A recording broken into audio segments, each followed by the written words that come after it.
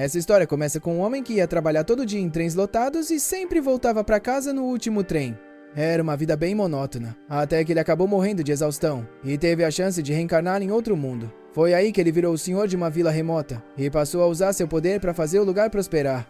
A história começa com o garoto abrindo os olhos. Ele percebe que as mãos dele são pequenas demais e fica se perguntando o porquê.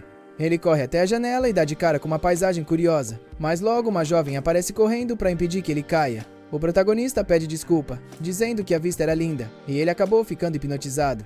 E isso deixa a garota surpresa, porque a criança mal tem 2 anos e ele nem deveria conseguir falar ainda. O protagonista também acha isso estranho, mas sente como se já tivesse vivido ali antes. Então percebe que essa é a tal reencarnação. Ele até lembra o nome dela, Tial, a criada dele. O nome do protagonista é Ban Ney Fértil. O pai dele se chama Jalpa Fértil e é um marquês. Os irmãos são Múrcia, Yardi e Cesto. Ban se reúne com a família para comer e aí conhecemos seus irmãos e o pai, que é o Lorde da casa. Todos têm expressões bem fechadas, exceto quando falam com Ban, já que ele é tratado com carinho por ser fofo. Nesse momento, ele percebe que manteve todas as memórias da vida passada. Observando melhor, ele nota que o pai é realmente super rígido e até meio assustador. O homem pergunta a cada filho o que eles vão fazer no dia, e todos precisam dar uma resposta decente. Quando chega a vez do Ban, ele diz que, como ainda não sabe muita coisa, vai começar estudando a cultura e a história do país. Isso deixa todo mundo chocado e enche o pai de orgulho. Ele achava que estava mimando demais o filho mais novo que sua esposa Mira deixou antes de morrer, mas agora vê que, com apenas 2 anos, Ban já é incrível. Ele não tem dúvidas de que o garoto herdou sua poderosa magia de fogo e acredita que o futuro da família está garantido com ele. Já mal pode esperar Ban completar 8 anos para descobrir qual magia ele vai despertar. Nesse mundo, a aptidão mágica é algo essencial. A nobreza precisa dominar os elementos de ataque para proteger o povo: fogo, água, vento e terra. Quem nasce com afinidade para outros elementos é visto como uma vergonha. O pai e os irmãos de Ban dominam os 4 elementos, e ele começa a se perguntar se o mesmo vai acontecer com ele. Por enquanto, ele se dedica totalmente aos estudos. Passa horas na biblioteca com a Teal, aprendendo sobre a geografia do mundo, as bestas, as raças, tudo. As outras criadas acham estranho ver a Tial respondendo ao Ben como se ele fosse um adulto. Ele pergunta sobre artefatos mágicos como cristais e joias que armazenam energia. As meninas ficam chocadas, afinal ele só tem 2 anos. Para elas ele é um prodígio completo. Então aparece um mordomo carregando vários livros. O nome dele é Esper, o mordomo-chefe que serve a família há décadas. Ban fica um pouco intimidado por ele. O homem é bem rígido e começa a pressioná-lo para aprender ainda mais. Faz Ban somar números usando os dedos e, quando ele acerta, decide começar a ensiná-lo de forma intensa. Graças a isso, o protagonista aprende a ler, escrever, fazer contas e tudo o que precisa saber. 2 anos se passam e Ban completa 4 anos. Ele começa a treinar esgrima, sendo ensinado pela própria Tial, que continua tratando ele com muito carinho, coisa que não agrada muito às outras criadas. Mesmo assim, Ban continua sendo gentil. As outras pedem que ele castigue a Tial, mas ele não quer. Elas insistem tanto que ele acaba só dando um leve tapinha na testa dela, achando que isso já é punição suficiente. Ele treina esgrima todos os dias até completar 5 anos e já consegue lutar de igual para igual com garotos mais velhos do exército. Ban evolui rápido, principalmente pela diferença enorme de experiência. Entre os homens, ele também é visto como um prodígio, mas o que mais chama atenção é que ele é humilde e gentil, não liga nem um pouco para status ou posição. Em um desses treinos, ele encontra D, o subcomandante dos cavaleiros, que pede para ver as mãos dele. D fica surpreso, porque mesmo treinando tanto, Ban não tem calos e a pele é bem macia. Ban até gostaria de treinar mais, mas não consegue por causa da quantidade absurda de estudos. D comenta que corre um boato de que o Esper quer que Ban estude 3 vezes mais que os outros. É aí que Ban percebe que eles estão usando ele como uma espécie de cobaia. Mas o D fica todo animado e diz que ele pode conseguir permissão para treinar mais com a espada. O D acha que o Ban devia virar um homem forte para liderar o reino. Já o Ban prefere manter um equilíbrio, porque ele gosta das 2 coisas. Mesmo assim, o D acaba virando o treinador particular dele. Só que o treino fica 3 vezes mais pesado. O D ama exercícios e não deixa o Ban nem descansar, porque diz que senão fica entediado. Mesmo assim, o nosso protagonista sente que está se divertindo desde que chegou nesse mundo. Na vida passada, ele nunca tinha se sentido tão satisfeito. Ele quer continuar vivendo ali e aproveitar tudo ao máximo. Com apenas 6 anos, ele já começa a ser chamado de criança prodígio. Ele leva uma vida puxada, cheia de estudos e treinos com espada. Faz exatamente a mesma coisa todo dia e, com o tempo, isso começa a cansar. Ele percebe que, se continuar assim, não vai conseguir aproveitar a vida. Por isso, um dia ele fala pra Tial que quer sair pra brincar. Aí eles acabam indo ao mercado. Quando chegam lá, o Ban fica impressionado com a quantidade de gente. Eles também passam perto da companhia Mary, uma grande empresa mercante. Mas enquanto ele admirava o lugar, acaba se deparando com uma cena bem desagradável. Um homem estava gritando com uma criança e ainda teve a audácia de falar mal do príncipe. Os cavaleiros quase arrancam a cabeça dele, mas por sorte isso não acontece. Mesmo assim, o Ban manda eles pararem, porque quer saber por que aquele homem estava tratando a criança daquele jeito. O cara diz que é o filho dele, então não tem nada de errado, e que pretende vendê-lo como escravo. A Teal explica que famílias muito pobres acabam vendendo os filhos que não conseguem sustentar para sobreviver, o que é algo totalmente horrível. Aí aparece outra personagem curiosa, uma garota que reconhece o Ban como filho do Marquês. Ela chega toda animada e dá boas-vindas a ele na companhia Mary. Ela se apresenta como Rosalie. O pai que ia vender o garoto quase tem um ataque ao descobrir que eles são da realeza, mas o Ban tá mais interessado em saber quanto ela pagaria por uma criança escrava. A Rosalie analisa o garoto e pergunta se ele tem alguma aptidão mágica. Segundo o homem, ele tem talento para roubo. A Rosalie diz que isso não vale nem 3 moedas grandes de prata. Isso deixa o velho furioso, e ele começa a bater no garoto na frente de todo mundo, dizendo que ele não vale nada. A Rosalie tenta impedir, mas como ele é o pai, ninguém pode interferir. O homem já estava indo para outra loja quando o Ban o interrompe, dizendo que quer comprá-lo e que vai pagar 5 moedas grandes de prata. Ele pergunta para Teal se ela tem dinheiro, e ela tem sim. Ele entrega as moedas, o homem pega tudo e sai correndo, deixando o menino jogado no chão. O Ban se aproxima e solta ele da corda. Pergunta se ele consegue ficar em pé. O garoto estranha, porque nunca foi tratado com tanta gentileza. O protagonista pergunta o nome dele, e ele se apresenta como Kamzin. O Ban também se apresenta e diz simplesmente que ele tá livre e pode ir pra onde quiser. Isso deixa Teal confusa, porque tecnicamente ele comprou o garoto como escravo, mas o Ban só queria salvá-lo. Ele pergunta se o Kamzin tem pra onde ir, mas como não tem resposta, o Ban convida ele pra morar na mansão. Os guardas avisam que duvidam que o Marquês deixe ele entrar, a não ser que seja como escravo, e nisso eles não veem problema. A Rosa lhe explica que antes eles precisam fazer o pacto de escravidão. Ela pede para os dois estenderem as mãos, age como intermediária e cria o contrato. Um símbolo de escravidão aparece na mão do Kamzin. A Rosalie faz isso de graça, já que é a primeira vez que o Ban visita a loja e ele agradece. Depois disso, eles vão comprar roupas para o garoto. Com o tempo, os dois criam uma amizade bem legal. O Kamzin passa a trabalhar na mansão. Um dia, ele vai procurar o Ban porque o subcomandante D tá chamando por ele. Como o Ban não quer treinar, dá um biscoito pro Kamzin e pede pra ele dizer que ele não tá ali. Aí o Ban percebe que o Kamzin não tá usando as luvas. Ele diz todo orgulhoso que aquele símbolo representa o vínculo deles, por isso queria mostrar. Mesmo assim, acaba colocando as luvas porque foram um presente do Ban. Logo depois, o D aparece procurando o Ban, que se esconde rapidinho. O Kamzin tenta dizer que o jovem mestre não tá ali, mas o D não é nada bobo. Ele ouviu a voz do Ban e ainda percebe as migalhas na boca do Kamzin. Na hora entende que ele foi subornado. Mesmo assim, o Kamzin diz que é escravo do Ban, e o D gosta da ousadia dele. Ele fala que se o Ban não tá ali, então vai usar o Kamzin pra treinar.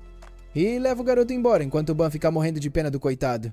Daqui pra frente, a história fica bem interessante, porque a gente vai pro dia em que o Ban faz 8 anos, e chega a vez dele fazer o teste de aptidão mágica. Todo mundo espera um resultado incrível, porque todo mundo gosta muito dele. A família do Ban tem afinidade com os 4 elementos, mas na hora do teste acontece o impensável. O Ban não tem aptidão para nenhum deles. Para piorar, ele só tem aptidão para magia de produção, que é considerada a mais inútil de todas. Com ela dá para fabricar materiais e usar a imaginação para criar espadas, joias e esse tipo de coisa. Mas o pessoal acha isso completamente inútil, já que tudo isso pode ser feito sem magia. Isso gera um conflito enorme, porque o pai dele e toda a família têm a missão de proteger o reino. Uma magia inútil dessas não serve para isso. A mãe do Ban, Mira, e o pai dele eram extremamente poderosos. Então não faz sentido nenhum o filho mais novo ser tão fraco assim. O pai fica extremamente decepcionado, transforma todos os ideais que tinha em vergonha e chega a se sentir patético por ter confiado no próprio filho. Ele chega até a puxar a espada, pronto para atacar o Ban. O Ban sabe que tem um problema grave e que precisa fazer alguma coisa, mas o choque é tão grande que ele simplesmente não consegue se mexer. É aí que um de seus irmãos mais velhos, Múrcia, se coloca na frente do pai. Jalpa pergunta que diabos ele acha que tá fazendo, e então o Múrcia dá uma ideia. Ele diz que na fronteira do marquesado dele, existe uma vila que nunca conseguiu se desenvolver. Ele sugere mandar o Ban pra lá, uma vila que nem nome tem. O lugar mal tem 100 habitantes, não produz nada especial. As montanhas do norte até têm recursos, mas estão cheias de feras e ninguém nunca conseguiu explorá-las. É literalmente um lugar isolado de tudo, que só serve como um tipo de acampamento militar. Como o território foi adquirido recentemente, a lealdade do povo ainda é frágil, então mandar alguém da família pra lá ajudaria a ganhar confiança.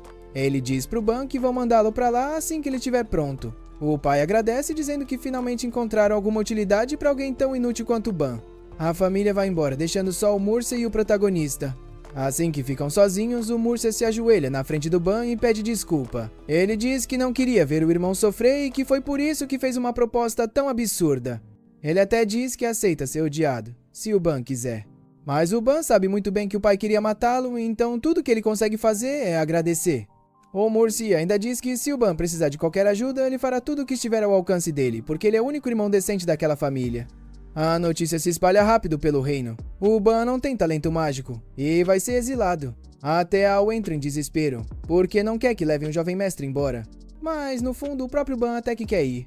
Ele pensa que ser lorde de um lugar rural desses não deve dar muito trabalho, então vai ter bastante tempo livre. O plano dele é transformar aquela vila num lugar do jeito que ele quiser e viver em paz. Para preparar a viagem, o Murcia contrata alguns aventureiros para ajudar, já que o pai nem quis emprestar escolta. Do pessoal dele, o Ban só pode levar o Kamzin, provavelmente só porque ele é um escravo. Mas aí a Teal aparece correndo, desesperada, dizendo que é a serva pessoal dele e que vai com ele de qualquer jeito. Além disso, o D também decide acompanhá-lo, porque ainda tem muita coisa para ensinar o Ban sobre a espada. Junto com ele, vão mais 2 soldados que sempre estiveram ao lado do Ban. E para completar, o Esper antecipa a própria aposentadoria, deixa um sucessor no lugar e decide passar o resto da vida supervisionando a educação do Ban. O Ban não percebe na hora, mas no fim das contas, as pessoas mais próximas e que mais o amam são justamente as que decidem deixar o reino para ir com ele. Lá no fundo, ele já sente isso, porque durante toda a viagem ele não para de sorrir. Ele tinha medo de ir embora, é verdade. A família praticamente o expulsou. Mas as pessoas que ele mais gosta estão indo junto. O reino nem sabia que o Ban ia partir, mas um dos soldados pega 2 cavalos e sai espalhando a notícia por todo lado. A cidade inteira vai se despedir dele com tudo que tem. Diante de tanto carinho, o Ban percebe uma coisa. Ele ainda vai ter muito trabalho pela frente. Durante a viagem, a gente vê o protagonista treinando a habilidade dele. Ele transforma um galho numa espadinha pequena. O Kenshin pergunta se isso é magia de produção, e o Van confirma. Ele diz que tá testando aos poucos, mas que ainda não achou uma utilidade boa para isso. Depois de um tempo, a tio avisa que eles estão chegando. O Van fala pro Kenshin que, se ele enjoar do lugar, pode voltar pro Marquês, já que aparentemente dá para anular o contrato de escravidão. E se ele for com o irmão o Murcia, com certeza vai ser bem cuidado. Mas o Kenshin recusa, dizendo que jurou dedicar a vida dele e até arriscar tudo se fosse preciso. O Van fica até meio sem graça ouvindo isso. De repente, a carruagem freia com tudo. Eles perguntam o que está acontecendo lá fora, e o Ruivo avisa que a vila está sendo atacada. Logo depois disso, o Van organiza uma reunião de emergência. Vendo que os bandidos parecem experientes, ele assume que a cerca em volta da vila não vai segurar flechas. Comparando o número de pessoas dos dois lados, ele acha difícil conseguirem fazer muita coisa. Mesmo assim, o Dean sugere atacar todo mundo junto, já que assim daria para barrar eles. Só que o líder dos aventureiros questiona a ideia, dizendo que é arriscado demais e que não quer ver os homens dele morrendo. O Dean explica que esse é o primeiro domínio do senhor dele e que os moradores são seus súditos. Então, se ele não sacar a espada agora, não sabe quando deveria. Ele reconhece o espírito de cavaleiro do líder, mas diz que isso não é problema dos aventureiros. Sem outra opção, o Dean pede pelo menos que eles protejam o jovem Lorde e fujam se for necessário. Nessa hora, o Esparta interrompe e discorda, dizendo que se o Dean morrer, a vila não vai ter futuro nenhum, mesmo que sobreviva, já que ele é um cavaleiro muito forte. Aí o Esparta comenta que, apesar de já ser velho, ele é um mago dos 4 elementos, então dá pra confiar nele no combate. Assumindo o comando, ele explica o plano. Primeiro vai erguer uma muralha defensiva. Depois, os aventureiros atacam de longe, por trás. Quando o inimigo perceber, o Dane e os homens dele atacam pelos lados. Assim, usando ataque surpresa, eles têm chance de vencer. O Van pergunta se eles realmente vão ficar e lutar. O Esparta, como mordomo-chefe, responde que sim, claro, jovem lorde. Se eles não atacarem da muralha, o Dein e os outros vão morrer à toa. O Van diz que não vai permitir isso, mas o Esparta pede que pelo menos dessa vez deixem ele e esses ossos velhos terem seu momento de glória. Mesmo assim, o Van diz que não quer perder nenhum dos dois, já que sem a ajuda deles ele nem conseguiria desenvolver o domínio. Sem enrolar mais, ele fala que vai servir de isca. A tio grita que vai junto, e o Kenshin também se oferece. Aí o Van corta os dois. Diz que não quer ver quem ele ama morrendo, e que o Kenshin agora é livre, então devia aproveitar a vida. Por isso ele pensa em outro plano. Ele explica que vai atacar de frente com a carruagem, e eles aproveitam para atacar pelos flancos. O Dean questiona isso, mas o Van lembra que treina espada todo dia com o vice-comandante dos cavaleiros, então não vai cair tão fácil assim. Ele puxa a espada e diz que, mesmo se morrer, Vai ser uma honra dar a vida pelos súditos. O único pedido dele é que abandonem o corpo, para isso não afetar a família dele. Vendo essa determinação, o capitão dos aventureiros lembra de uma conversa que teve antes da missão, dizendo que nobres eram todos arrogantes e desprezíveis, que tratavam mal os plebeus e os aventureiros. Mas aí ele conheceu o Van, que sempre tratou todo mundo com respeito e educação, o que fez ele repensar seus preconceitos, pelo menos dessa vez. Voltando ao presente, ele se aproxima e diz que só dessa vez vai confiar a vida dele ao Van. O Van responde que não precisa, mas ele diz que não consegue fingir que não viu uma criança disposta a morrer, porque senão os companheiros dele nunca iam perdoar. A maga do grupo comenta o quanto ficou impressionada com o nobre disposto a dar a vida pelos súditos, já que até então todos os nobres que ela conheceu só sabiam falar. Isso surpreende o Van, que chama ela pelo nome, Puriel. Ao ouvir isso, ela diz que gostou dele, já que ele até lembra o nome das pessoas. Por isso ela também confia a vida dele a ele. O Dean dá um passo à frente e diz que, como cavaleiros a serviço da casa do Marquês, proteger o Lord Van é proteger o futuro da família. Depois disso, o Esparta diz que não pode permitir um plano tão irresponsável e lembra que, quando tudo acabar, vai ensinar ele o peso de ser um herdeiro. Então, o Esparta avisa que vai mudar o plano. Primeiro ele cria uma muralha defensiva para atacar de longe. O Dean ataca pela esquerda, outro grupo pela direita. Todo mundo responde entendido e o plano começa. Os cavaleiros ficam chocados ao ver que o Esparta não é só um simples mordomo, já que a magia de terra dele é absurda, levantando várias muralhas enormes. Nesse momento, um companheiro diz pro Dean que, se ele tivesse recusado o pedido do Van, ele mesmo teria arriscado a vida no lugar dele, porque realmente foi com a cara do garoto. Então a gente vê os dois felizes com o comportamento do Van, desejando que um dia esse garotinho vire rei. Dentro da muralha, vários arqueiros estão disparando flechas, determinados a tomar a vila, até que de repente algumas flechas começam a cair neles por trás. Ninguém entende de onde o ataque está vindo, até que eles veem uma entrada nos fundos, onde aparece a Puriel junto com 2 arqueiros. O líder manda atacarem eles, mas aí o Dean surge avançando com tudo pra cima geral. O plano dá certo direitinho. Enquanto os inimigos estão distraídos, o resto dos cavaleiros e aventureiros entra pra lutar. O companheiro loiro do Dean, mesmo sendo gordinho, se move super rápido e corta vários inimigos. O Lowe também faz a parte dele, enquanto Dean avança com uma aura assustadora. Os bandidos começam a fugir, inclusive o líder. Só que o desgraçado dá a volta por trás pra pegar quem ficou ali. Ele estava prestes a matar a pobre maga Puriel, mas aí o Papai Van chega com um corte elegante nas pernas, derruba o cara no chão e o Kenshin aparece pra finalizar com um golpe no peito. O Van avisa que o inimigo pode acabar focando naquele ponto e manda todo mundo prestar atenção na frente. Isso deixa a Puriel chocada, fazendo ela se perguntar quem diabos é esse garoto. Depois de tudo, ele comenta que conseguiram reduzir o inimigo sem nenhuma baixa, alcançando o melhor resultado possível. Então agora só falta pegar o pagamento para encerrar a missão. A Puriel, de cabelo roxo, pergunta se tem algo errado. Ele responde que só tá um pouco curioso, e todo mundo imagina que seja por causa do garoto Van. Ele confirma e faz uma proposta. Mesmo que não rendam muito dinheiro, ele tá pensando em ficar naquele lugar. Isso deixa todo mundo pensativo. Um deles se desculpa, dizendo que já tem outra missão pra cumprir. Diz pra não se preocuparem e espera encontrá-los de novo. Eles se despedem do resto dos aventureiros, mas a Puriel decide ficar também, dizendo que o Van salvou a vida dela, então ela precisa retribuir. Os outros que ficaram comentam como é incrível ele ter só 10 anos. Todo mundo concorda e ainda dizem que ele é o único nobre de quem eles gostam. A galera fica ansiosa pra ver que tipo de domínio o garoto Van vai construir, então decidem ajudar ele por mais um tempo. Nisso, a Tio aparece dando bronca no Van por se colocar em perigo, e o protagonista pede desculpa. O Dean também chega, dizendo que a vitória foi incrível e parabenizando ele pelo trabalho. O Esparta se aproxima, avisando que os moradores da vila estão reunidos na entrada. Van agradece e, chegando perto do portão, diz que é hora da apresentação dele. Ao entrar, eles percebem que a vila é grande, mas todo mundo está extremamente magro, sofrendo de fome. Aí conhecemos a Honda, a chefe da vila, que agradece por eles terem salvado o lugar mais uma vez. Van, confuso, pergunta se isso já tinha acontecido antes. Honda confirma e explica que antes eles pertenciam ao Conde Ferdinand, e os cavaleiros patrulhavam a região. Mas isso parou depois que passaram a pertencer ao Marquês Fértil.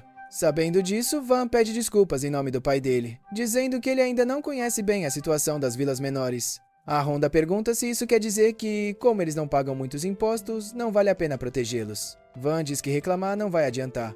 Isso incomoda um deles, mas Van explica que tá falando do futuro da vila. Ele diz que apesar dos nobres terem grandes responsabilidades, o problema são as leis impostas pela família real Belriné. Eles não podem mudar as leis do reino, pelo menos não agora, então só resta buscar soluções. Van propõe 3 medidas bem claras. Primeiro, dar à vila um valor que o reino não possa ignorar. Segundo, ganhar dinheiro e contratar mercenários. Terceiro, reformar e desenvolver a vila. Uma mulher comenta que eles já tinham pensado nisso, mas que não é nada fácil. Van tranquiliza ela, dizendo que agora eles têm ele como novo Lorde. A reação não é das melhores, então o Esparta se apresenta como o antigo mordomo-chefe da casa do Marquês e afirma que o Van é um gênio. Odin também entra na conversa, se apresentando como vice-comandante dos Cavaleiros de Fértil. Isso anima a chefe Honda, que pergunta se isso quer dizer que ele domina os 4 elementos. Van esclarece que só tem aptidão para magia de produção. Na hora, a expressão de esperança muda para uma tristeza profunda, já que esse tipo de magia é considerado o pior de todos. Nisso, um dos aldeões pergunta sobre os impostos, já que antes eles cobravam 30% da colheita. Então o Van diz que por enquanto vão reduzir para 10%. Isso deixa todo mundo da vila aliviado. Com isso resolvido, o Van sugere começar a reforçar as muralhas. Ele pergunta para o Esparta se a magia de terra dele dura com o tempo. O Esparta responde que ela fica firme enquanto ele estiver alimentando com mana. Ou seja, quando a mana acaba, tudo vira só um monte de terra. Isso já parece suficiente para o Van, então ele pede para ele levantar umas paredes como medida provisória. Todo mundo fica surpreso quando vê que ele ergue uma muralha em questão de segundos. Depois disso, o Van pede para ele também fazer um fosso para impedir invasores. Os cavaleiros se oferecem para cuidar disso e ainda dizem que vão preparar armadilhas e buracos. O Van acha isso sensacional e, virando para os aldeões, diz que a cooperação deles vai ser essencial para a vila renascer mais forte do que nunca. Depois disso, o protagonista fala que quer testar um pouco da magia de produção dele. Ele pega um pedaço de tronco e se concentra. Um calor começa a subir devagar da parte de baixo do estômago. Ele envia mana para as pontas dos dedos e visualiza cada fibra da madeira sendo trançada como uma corda, sabendo que quanto mais finas forem, melhor vai ser o bloco de madeira que ele vai conseguir. Aí o tio e o Kenshin perguntam o que ele acabou de criar. O Van responde que é um bloco de fibras, algo parecido com nanofibra, palavras que eles não conhecem, então fazem umas caras bem estranhas. Depois de um tempo, o Jin passa por ali.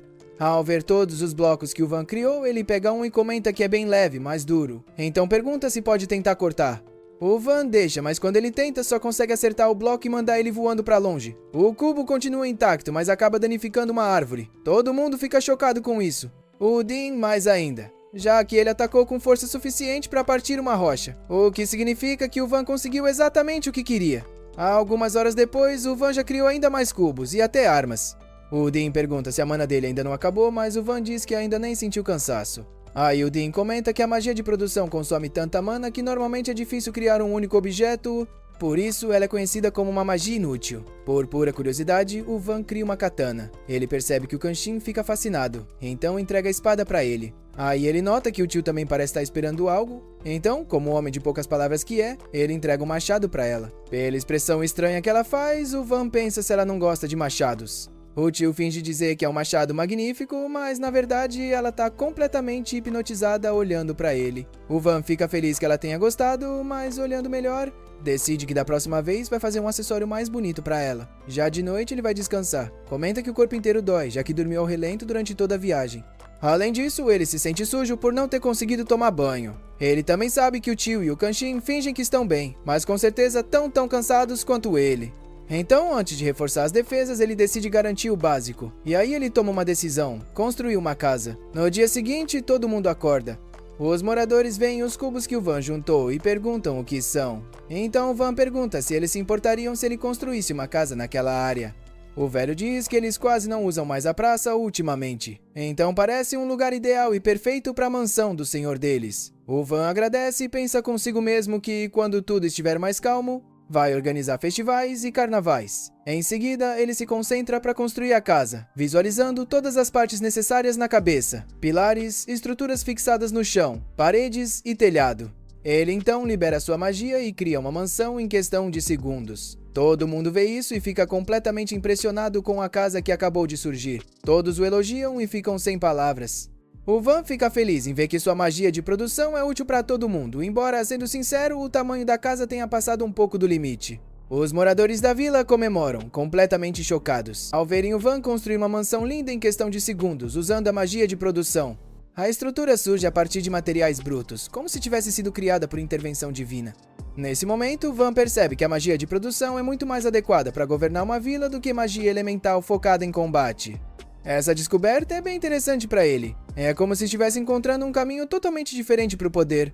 Van sente que as pessoas com certeza se sentiriam muito mais confortáveis vivendo sob o comando de um lorde que se preocupa em melhorar o dia a dia delas com magia de produção, em vez de alguém que só sabe usar magias ofensivas absurdamente fortes. O Kaansin sai correndo todo empolgado até o Van e diz que prefere 1000 vezes morar na vila dele do que naquele reino horrível governado pelo Lorde Jarpa. O Van fica meio desconfiado dessa opinião, já que o Kaansin claramente é suspeito para falar. O Espada se aproxima do Van e explica que o que essa vila sofrida realmente precisa é de um Lorde capaz de melhorar a vida cotidiana das pessoas. Por isso, ele acredita que o Van é a melhor opção possível. Dee e Orto concordam, ainda tentando processar o choque de ver o Van criar uma casa inteira só com madeira e magia. O Van diz para eles não se preocuparem com falta de moradia. Ele consegue construir casas para todo mundo, desde que tragam madeira suficiente. Os aventureiros e cavaleiros se enchem de motivação e decidem transformar a coleta de madeira numa competição. Depois disso, Rond e os outros moradores vão até o Van cheios de pedidos. Eles pedem para ele construir casas novas, já que as atuais estão em péssimas condições. O Van dá uma olhada e vê que realmente estão horríveis, mal dá para chamar aquilo de casa. Mesmo sabendo que esse trabalho vai acabar com todas as energias dele, ele decide ajudar e promete construir uma casa nova para cada morador. Quando ouvem isso, os moradores começam a comemorar de verdade, cheios de alegria. O Van se sente profundamente feliz porque a magia de produção que a nobreza sempre tratou como algo inútil agora está ajudando ele a colocar sorrisos reais no rosto das pessoas. O Van começa a trabalhar na hora, usando sua magia para consertar e reconstruir cada casa até todas parecerem recém-construídas. Ele explica que deixou todas iguais para evitar diferenças injustas entre vizinhos. Por enquanto, isso já resolve, mas no futuro ele pretende criar casas adaptadas às necessidades de cada um. Os moradores ficam radiantes ao finalmente ver mudanças reais acontecendo. Eles agradecem o Van com tudo que tem, e ver essa gratidão sincera faz ele se sentir completo de verdade. O Van decide construir uma casa de banho pública simples ao lado da mansão. A galera da vila fica super animada quando vê a construção pronta. A ideia inicial era usar o banho só pra ele, mas ele fica feliz em saber que os moradores curtiram. Ele não construiu a casa de banho sozinho, o Kaansin e a Plui ajudaram. Mais tarde, naquela noite, o Van consegue um tempinho de paz no banho junto com o Kaansin. Depois que o Kaansin sai, o Van percebe que o amigo ganhou um pouco de músculo, que deixa ele até meio com inveja. O Kaansin admite que ganhou massa muscular por causa do trabalho pesado recente, mas diz que ainda tá bem magro se comparado ao físico absurdo do Dee. Nessa hora, o Dee e os amigos aparecem do nada, todos pelados, dizendo que deviam tomar banho juntos, porque homem cria laços mais fortes quando tá pelado. O Van percebe na hora que esse é o momento perfeito pra fugir, mas o Dee segura ele com força e puxa de volta. Depois de várias horas extremamente constrangedoras desse momento de união, o Van finalmente consegue escapar pro quarto, se joga na cama macia e apaga. Ele se sente calmo, relaxado e genuinamente satisfeito. No dia seguinte, o Van fica feliz ao ver que os cavaleiros e aventureiros trabalharam duro cavando um fosso profundo ao redor da vila. O único problema é que ainda não tem água lá dentro. Então ele percebe que precisam achar uma fonte de água o quanto antes. O Van então cria um novo plano. O Espada vai usar a magia dele para desviar a água do rio próximo e criar um canal ligando até o fosso, enquanto o Dee e os outros continuam ampliando o fosso na base da pá. Depois que tudo estiver pronto, o Van pretende usar a magia de produção para reforçar as paredes do fosso. Enquanto observa todo mundo trabalhando, o Van começa a ficar meio irritado ao perceber que o Dee parece estar curtindo cavar muito mais do que qualquer pessoa normal deveria. Mesmo assim, ele fica feliz de ver todo mundo cooperando e trabalhando em equipe. O Van calcula que a escavação levaria mais ou menos uma semana, mas quando o sol se põe no primeiro dia, ele fica realmente chocado com a velocidade do trabalho. Eles cavaram tanto que já dá pra ver claramente a próxima vila à distância. O Van sugere que parem por ali, principalmente porque o Kaansin e os outros menos resistentes parecem quase mortos de cansaço. O mais surpreendente é que o Dee e o Espada ainda parecem cheios de energia. No dia seguinte, o canal já está completamente pronto. Quando o portão de controle é aberto, todo mundo observa, boquiaberto, a água fluindo tranquilamente pelo sistema de canais. Pouco depois, a vila inteira fica cercada por um fosso cheio de água, funcionando como proteção. Depois de analisar o resultado, o Van decide que seria estrategicamente mais inteligente criar um grande lago reservatório atrás da vila. Assim, se chovesse demais e o nível da água subisse perigosamente, haveria um lugar para escoar o excesso. O Espada concorda e ainda comenta que o lago também seria muito útil em períodos de seca. Não demora muito e a construção do lago é finalizada, com os moradores comemorando cheios de empolgação. Eles entendem que a partir dali nunca mais vão precisar se preocupar com falta de água. O Van também se sente extremamente satisfeito. Ele tem certeza de que a vida na vila agora vai ser bem mais tranquila. Enquanto isso, no fundo da floresta, uma mulher chamada Nona segue em direção a essa vila remota junto com uma jovem nobre chamada Iris. Fica claro que as duas têm uma relação de confiança muito forte. De volta à vila, o Van continua trabalhando nas fortificações. Ele acabou de usar magia de produção para erguer uma muralha gigantesca ao redor de todo o perímetro do assentamento. Mesmo assim, o Van sente que dá para melhorar bastante. Então ele adiciona lançadores balísticos de longo alcance com placas de armadura em pontos estratégicos da muralha frontal. Assim, caso alguma força inimiga ataque, os defensores podem revidar sem ficar expostos. E embora o Van ache essas defesas bem básicas, todo mundo que assiste fica completamente em choque. Os moradores começam a perceber que a antiga Vila Simples deixou de ser só uma vila, ela virou uma pequena fortaleza de respeito. Woody reflete sobre tudo isso e pensa que, se o Lord Jarpa tivesse entendido direito o quão absurda é a capacidade produtiva do Van, nunca teria expulsado ele. Na verdade, talvez até tivesse nomeado o Van como conselheiro-chefe. Já o Espada acha que o Lord Jarpa teria banido o Van de qualquer jeito, já que os poderes dele não são voltados para ataque militar nem conquista de territórios à força. O Di discorda totalmente e começa a argumentar com paixão que guerra não é só ataque. Defesa também é parte fundamental, e o poder único do Van poderia tornar ele o membro mais valioso da família real em termos estratégicos. Os dois continuam discutindo até o Van interromper. Ele diz que ficar debatendo e se não leva a nada produtivo. O que importa agora é lutar com tudo que eles têm, usando os recursos que já possuem. Todo mundo concorda com a visão prática do Van. Algumas horas depois, a Tio prepara um almoço delicioso para ele. Como era de se esperar da habilidade absurda dela na cozinha, o Van acha a comida maravilhosa. Durante a refeição, o Espada levanta um ponto importante. Eles precisam criar uma forma confiável de gerar renda sustentável para a vila. O Van pensa um pouco e conclui que pode cuidar disso, produzindo casas e móveis extras para vender. As colheitas devem render comida mais do que suficiente. Então talvez não seja urgente estabelecer outra fonte de renda agora. Porém, o Van logo percebe uma grande desvantagem. Ele não teria acesso aos ingredientes especiais dos doces assados que ele tanto gosta. Por isso, ele sugere que todo mundo comece a pensar em ideias do que a vila poderia produzir ou vender de diferente. Depois de discutir várias ideias, o Van não acha nenhuma realmente promissora. Ele percebe que encontrar algo de verdade único que só essa vila remota possa oferecer não vai ser nada fácil. No dia seguinte, o Van sugere que a Tio e o Kamsin testem as novas armas que ele conseguiu recentemente. Quando o Kamsin tenta testar a espada nova dele contra um escudo defensivo feito de material de orc, a lâmina corta o escudo em dois com a maior facilidade. Mesmo sem o Kamsin colocar quase nenhuma força no golpe, o Shaura começa a chorar na hora. Ele tinha acabado de terminar aquele escudo. Felizmente, o Van usa a magia de reparo rapidinho e restaura o escudo completamente. O Shaura fica aliviado. Nesse momento, o Rond aparece empurrando um carrinho pesado cheio de minérios diferentes. Ele conta pro Van que enfrentou e derrotou vários monstros na floresta, o que permitiu coletar aqueles minerais valiosos. O Van pergunta se pode testar um pouco do minério de ferro, e o Rond aceita. O Van usa o ferro bruto para criar ferro puro refinado, e o Shaura fica impressionado com a qualidade absurda do material. Todo empolgado, o Shaura pede pro Van ajudar ele fazendo uma espada sob medida. O Van aceita, já que se sente meio culpado por ter destruído o escudo do Shaura sem querer. Ele se concentra bastante, pensando no formato e no equilíbrio ideais da espada. Usando a magia de produção, o Van cria a melhor espada de ferro que consegue. O Shaura simplesmente ama a arma pronta. Animado com o resultado, o Van continua testando e cria uma espada ainda mais longa com propriedades diferentes. Os outros aventureiros veem aquilo e já querem armas personalizadas também. O Van diz para eles irem coletar minérios na floresta e promete fazer espada sob medida para todo mundo que trouxer material. A Pluie analisa a espada que o Van criou e percebe que a qualidade do trabalho é absurda, algo que com certeza daria para vender por um preço altíssimo nas grandes cidades. Enquanto isso, o Espada percebe que um dos minérios coletados é mitril, um metal lendário. Isso deixa ele muito surpreso, já que encontrar mitril em uma floresta comum é algo extremamente raro. Essa descoberta faz o Espada acreditar que deve existir uma masmorra ainda não descoberta em algum lugar da região. Como essa área não é explorada direito há muito tempo, todo mundo concorda que a chance de existir uma dungeon escondida é bem alta.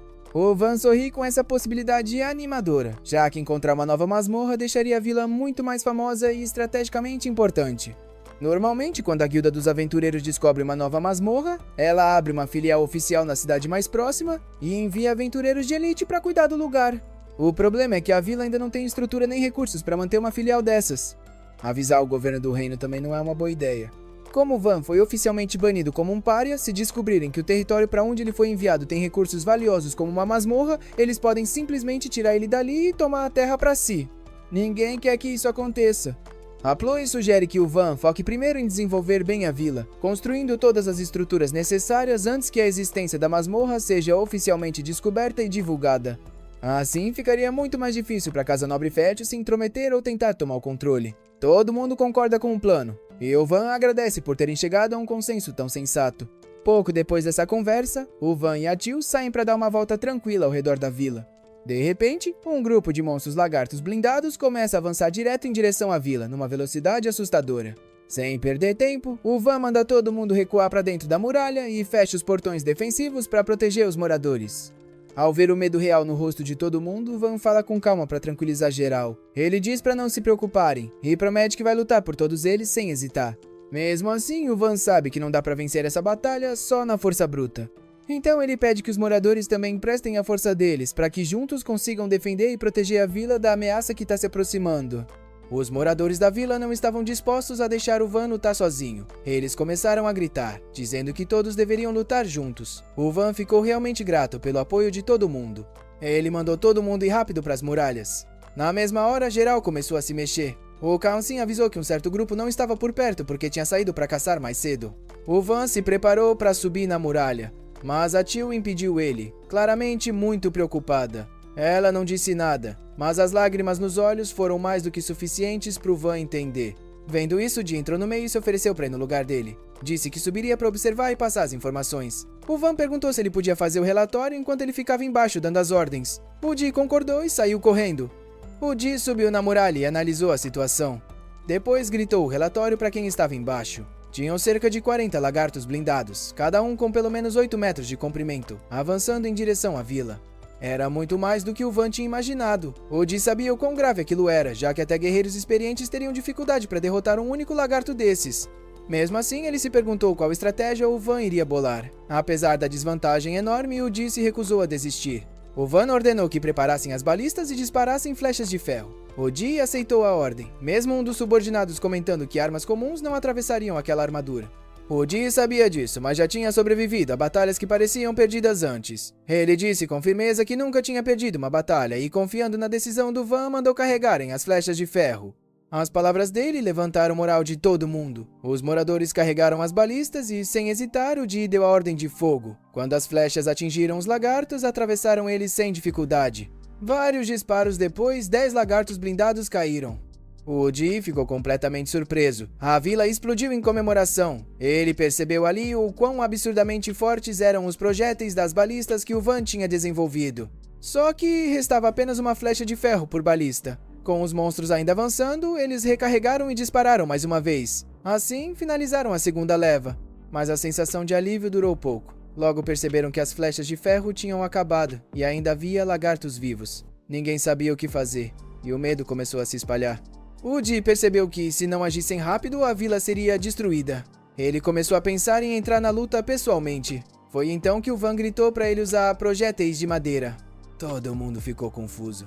Eles achavam que madeira não faria nada contra criaturas com a pele dura como aço. Mas o Dee sabia que não devia duvidar do Van. Ele lembrou de tudo que o Van já tinha feito pela vila, protegendo e desenvolvendo tudo a um nível absurdo. Confiando nisso, o Dee mandou os cavaleiros carregarem os projéteis de madeira. Para surpresa geral, os projéteis de madeira atravessaram direto a cabeça dos lagartos blindados. As flechas ficaram cravadas, derrubando a terceira leva. Todo mundo ficou boquiaberto. O Dee disse animado que aquela noite teria espetinho de lagarto. Cheios de confiança, eles continuaram carregando e disparando até acabar com todos os restantes. Quando o último caiu, o Dee gritou que eles tinham vencido e a vila inteira comemorou. Até o Van ficou aliviado por tudo ter dado certo. Resolver aquilo usando o mínimo de munição e sem uma única baixa parecia até surreal. Vencer sem nenhum ferido deixou o Dee sem palavras. Para ele, ficou claro que o Van não era um lorde comum, mas alguém que mudaria completamente o futuro da vila. Mais tarde, todo mundo começou a esfolar os lagartos e separar a carne. Escamas, couro e carne foram organizados, e os moradores trabalharam juntos cortando, limpando e preparando tudo. Quando o Van viu a quantidade enorme de carne que conseguiram, sugeriu fazer um grande banquete naquela noite para comemorar. Durante o banquete, tudo foi perfeito. A vila inteira comeu, bebeu e riu junto, compartilhando comida e alegria. Os moradores estavam extremamente felizes. Eles se sentiam sortudos por ter um lorde como o Van. Um deles comentou que nunca tinha visto um nobre que risse e comesse junto com o povo. Muitos pensaram que não poderiam ter desejado alguém melhor. Mais tarde, sentados ao redor da fogueira, a espada conversou com Van sobre o valor dos lagartos. E então alguém comentou que tinha percebido o plano dele. As flechas eram feitas do mesmo material que as armas que o Van havia criado. Bem nessa hora, o Dee passou por ali e acabou ouvindo tudo. Ele ficou com ciúmes ao descobrir que o Van tinha feito armas para os aventureiros, mas não para ele. O pessoal começou a se gabar do fio das armas, da leveza e até da aparência. O time do Dee também pediu para ele fazer armas para eles, mas o Van não quis cobrar nada, só pediu que eles arrumassem os materiais. Mais tarde, o Rond explicou que, se vendessem as coisas para um mercador, dava para conseguir mais ou menos 20 moedas de ouro por cada lagarto. O problema é que a maior parte da carne estragaria antes de conseguir vender. Tirando os custos de transporte e outras despesas, no fim eles só lucrariam umas 8 moedas de ouro por lagarto. O Van fez as contas. Vendendo tudo, daria algo em torno de 300 moedas de ouro. Na vida passada dele no Japão, isso seria o equivalente a uns 300 milhões de ienes. A ideia deixou o Van surpreso e animado ao mesmo tempo. Só que aí o Espada avisou que, quando uma vila ganhava mais de 100 moedas de ouro, era obrigado a pagar 50% disso em impostos pro Marquês. O Van ficou bem irritado ao perceber que perderia metade do dinheiro, mas o que realmente preocupou ele foi a atenção que isso traria. Se vendessem tanta carne assim, a vila ia chamar a atenção fácil. O maior medo do Van era que, quando o pai descobrisse que a vila estava acumulando riqueza e prosperando, resolvesse exilá-lo para outra vila. Se isso acontecesse, ele achava que nunca mais conseguiria viver a vida tranquila que sempre quis. Foi então que o Espada comentou que talvez existisse uma forma de manter tudo isso em segredo. Eles poderiam dar o crédito por derrotar os lagartos blindados ao irmão mais velho do Van, o Márcia. Assim, o mérito cairia sobre ele, e a vila não chamaria tanta atenção. O Van percebeu na hora que aquilo era uma ótima ideia. Dar o mérito pro Márcia fazia sentido, ainda mais porque ele ainda não tinha nenhuma grande conquista no nome. No dia seguinte, 2 mercadores chegaram à vila. Tinham dito para eles que era um lugar pequeno e isolado, mas quando viram com os próprios olhos, ficaram chocados. A vila era muito mais desenvolvida do que esperavam. Eles se apresentaram como Bell e Leg, de uma companhia de comércio bem conhecida. O Van os convidou para entrar. Quando chegaram ao armazém, os dois ficaram espantados ao ver a enorme quantidade de peles de lagartos blindados. Eles nunca imaginaram que uma vila tão pequena tivesse derrotado tantos monstros desses. O Bell aceitou comprar todas as peles e disse que mandaria homens para buscar tudo. O Van ficou bem satisfeito. Como a carne não ia durar muito tempo, ele disse que poderiam levar uma parte de graça. Em troca, comentou sobre as armas de alta qualidade que vinha produzindo e perguntou se eles tinham interesse. O Bell e o Leg examinaram as armas e ficaram impressionados com a qualidade. Sem pensar 2 vezes, aceitaram comprar tudo. Depois disso, o Van perguntou se eles poderiam ajudar a divulgar as armas para aumentar as vendas. Os dois hesitaram, e isso fez o Van perceber que eles estavam pensando em monopolizar o negócio. Ainda assim, ele achou a ideia meio ingênua, já que tinha previsto isso desde o começo. Com toda a calma, o Van explicou que seria melhor encontrar uma forma de lucrar mais antes que a divulgação fizesse as vendas explodirem rápido demais. Então sugeriu que eles abrissem uma loja ali mesmo, na vila. O Bell e o Leg ficaram surpresos por ele permitir isso, e agradeceram bastante. Pouco depois, o Van levou menos de 5 minutos para construir uma loja inteira usando magia. Os 2 mercadores ficaram de queixo caído com a velocidade. Enquanto isso, a Iris e a Nona podiam ser vistas do lado de fora dos portões da vila, curiosas para saber se os rumores sobre o senhor da vila ser um prodígio eram verdadeiros. Mais tarde naquele dia, o Espada conversou com o Van sobre o crescimento da vila. Ele sugeriu que já começassem a planejar pensando em no futuro a vila chegar a cerca de 10 mil habitantes. O Van achou isso um pouco exagerado, mas o Espada explicou que, pelo ritmo de crescimento, fazia sentido. O Van confiou no julgamento dele. Foi aí que o Van começou a pensar em redesenhar a vila no formato de uma estrela, já que isso facilitaria bastante a defesa em caso de ataque. Enquanto pensava nisso, um dos cavaleiros entrou correndo e avisou que emissários do condado vizinho de Fernand tinham chegado. Pouco depois, a Iris e a Nona entraram no escritório do Van. A Nona se apresentou, explicando que era uma viscondessa que tinha subido de patente partindo do posto de cavaleira. A Iris se apresentou como a filha mais nova da casa de Fernand e disse que tinha vindo prestar respeito, seguindo as ordens do pai. Todos se sentaram para conversar. O Van foi direto, dizendo que acreditava que elas tinham vindo observar a vila, avaliar a situação do possível inimigo e aprender com o que tinha sido feito ali. A Nona caiu na risada, impressionada que alguém tão jovem com só 8 anos já pensasse de forma tão estratégica. Como Van tinha recebido aquelas terras, o condado de Fernand temia que ele acabasse levando adiante as ambições do pai no futuro. Mesmo assim, o Van tentou tranquilizá-las. Ele explicou que tinha sido exilado para aquela vila simplesmente porque não conseguia usar magia elemental. A Nona apontou na hora que aquilo não fazia sentido. Pelo nível de desenvolvimento da vila, ela calculava que pelo menos 5 mil pessoas tinham participado da construção. O Van ficou quieto por um momento e, de repente, começou a rir. Ele disse que em vez de explicar como a vila cresceu tão rápido, preferia mostrar. Todos foram pra fora, e o Van demonstrou sua magia. Usando magia de produção, ele criou blocos e estruturas numa velocidade e precisão absurdas. Nem a Nona nem a Iris conseguiam acreditar no que estavam vendo. Quando o Van explicou que tinha uma aptidão especial para magia de produção, a Iris lembrou imediatamente de algo da infância dela. O Van continuou dizendo que o pai o expulsou do reino depois de descobrir que ele tinha esse tipo de magia. A Nona achou aquilo uma decisão extremamente idiota, já que o rei poderia ter usado o talento do Van para expandir o reino. A essa altura, ela já estava quase completamente convencida das habilidades dele. Então confessou que o principal motivo da visita era oferecer a mão da Iris em casamento, assim a vila e o condado de Fernand evitariam conflitos no futuro. O Van respondeu que não havia necessidade de casamento. Enquanto Fernand não tomasse decisões extremas, não existia motivo para confronto. A Nona admitiu que no começo era contra a ideia porque achava que o Van seria só mais um nobre arrogante. Mas depois de ver como ele realmente era, passou a apoiar o casamento com a Iris. Ela até brincou que se não fosse a diferença de idade, teria considerado se casar com ele. A Nona então olhou para Iris. A Iris respondeu que ainda não tinha certeza e precisava de mais tempo para pensar. A Nona tranquilizou ela, dizendo para não se preocupar, já que passariam a noite na vila e isso daria um dia inteiro para refletir. O Van aceitou que elas ficassem, e em menos de 5 minutos, usou a magia para criar uma estalagem de altíssima qualidade para recebê-las. Mais tarde naquela noite, eles jantaram juntos. A Iris passou boa parte da refeição conversando com o Van e observando o jeito dele. Ela percebeu o quanto ele era honesto, gentil e responsável. Aos poucos, começou a se apaixonar tanto por ele quanto pelas pessoas da vila. Depois do jantar, o Van acompanhou as duas até os quartos. Na porta, a Nona apenas desejou boa noite e entrou. A Iris agradeceu por tudo que ele tinha feito naquele dia e, meio sem jeito, também desejou boa noite. Um pouco depois, o Van percebeu algo importante. Já que a Iris tinha sido enviada como proposta de casamento, era bem provável que ela também tivesse sido afastada da própria vila por não ter magia elemental. Ao entender isso, o Van percebeu que os dois não eram tão diferentes assim. A partir daquele momento, ele decidiu priorizar os desejos e o conforto da Iris em todas as decisões que tomasse. Naquela noite, antes de dormir, a Iris abraçou o travesseiro e ficou pensando no dia seguinte. Ela percebeu que estava realmente ansiosa para acordar e ver o que o novo dia traria. No dia seguinte, Van é acordado pelo tio e pelo Kanzin. Eles mandam ele ir agora mesmo pro lago porque acabaram de ver algo estranho. Van fica meio contra sair da cama, ainda mais porque tá muito cedo. Mas depois dos dois insistirem um tempo, ele acaba levantando e indo com eles. Quando chega no lago, ele vê um monte de moradores reunido por ali. Van vai pra frente e se surpreende ao ver o que parece ser uma sereia flutuando na água. Espada explica que essa criatura se chama Aquabi. É uma espécie rara que quase ninguém nunca encontra.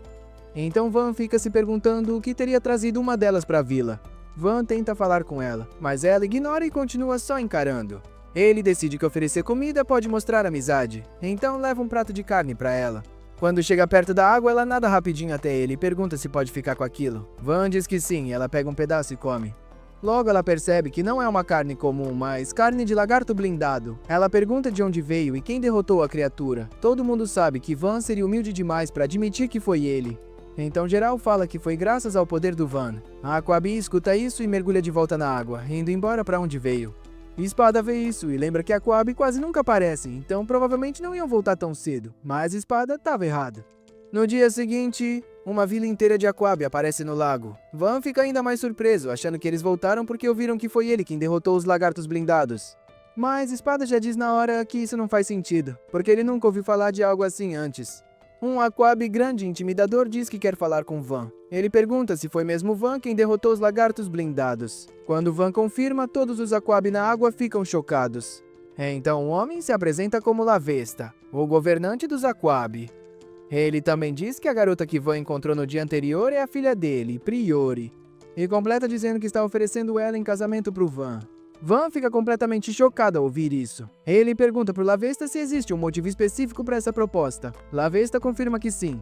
Ele explica que por muitos anos a vila deles vem sendo atacada e ameaçada pelos lagartos blindados. Essas criaturas causaram medo e muitos problemas pro povo dele.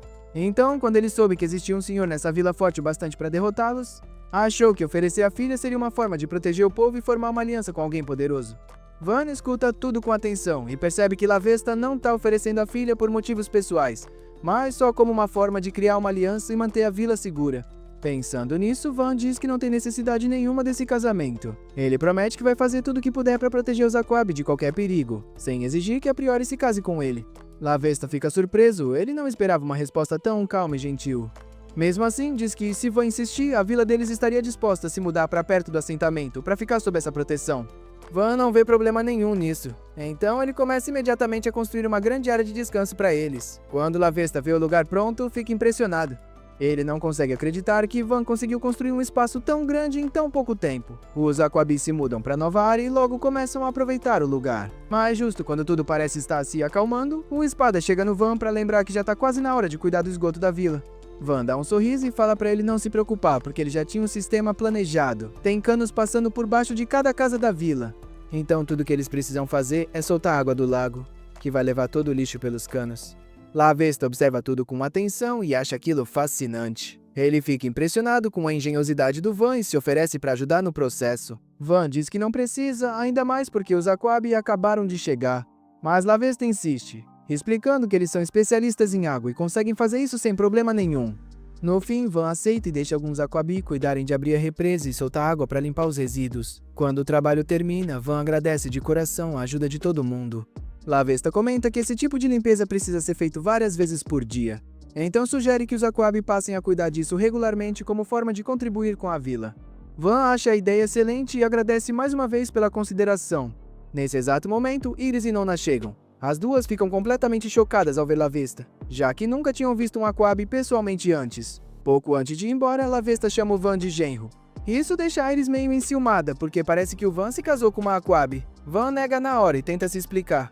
Mas antes que consiga falar mais alguma coisa, a Priori salta pra fora da água do nada e chama o Van de marido antes de mergulhar de novo. Isso só deixa a situação ainda mais constrangedora. Pra esclarecer tudo, Van leva a Iris para um passeio tranquilo de barco pelo lago. Ele explica tudo nos mínimos detalhes, garantindo que não aconteceu nada entre ele e a Priori. Depois de conversar bastante, a Iris finalmente entende que foi tudo um grande mal-entendido. Eles passam mais um tempo conversando e curtindo a companhia um do outro. Mas aí, do nada, a Priori aparece nadando com um grupo de amigas até o barco. Ao ver o Van sozinho com a Iris, ela fica um pouco enciumada. Van lembra rapidinho que eles nem são casados, o que irrita a Priori. Ela mergulha na água, claramente frustrada. Os outros Aquabi percebem que o Van deixou a princesa dele chateada e começam a balançar o barco de um lado para o outro. Van e Iris ficam apavorados com o barco quase virando. Mais tarde, Lavesta fica séria ao saber que Van estava flertando com a Iris mesmo com a Priori por perto. Van tenta explicar que ele e a Priori nem estão noivos, mas Lavesta interrompe e propõe resolver isso com uma competição. Ele diz que se os Aquabi vencerem, o Van vai ficar oficialmente noivo da Priori. Van acha a ideia completamente absurda. Do nada, o Di aparece e aceita o desafio na hora. O resto do grupo, animado para derrotar os Aquabi, e apoia totalmente a ideia. No fim, eles acabam convencendo o Van a aceitar. Van recebe o direito de escolher a primeira prova. Ele sugere um jogo simples de vôlei. Ninguém ali nunca viu nem ouviu falar desse jogo antes, então todo mundo acha que é mais uma ideia genial do Van. A primeira rodada é definida, Tio e Nona contra Lavesta e Priori. O jogo começa e o Van se surpreende rápido com quão bons os Aquabi são. Eles jogam muito melhor do que ele esperava, vencendo rodada atrás de rodada e dominando facilmente o time humano. Tio fica frustrado e pensa em desistir, mas a Nona dá umas palavras de incentivo para ele.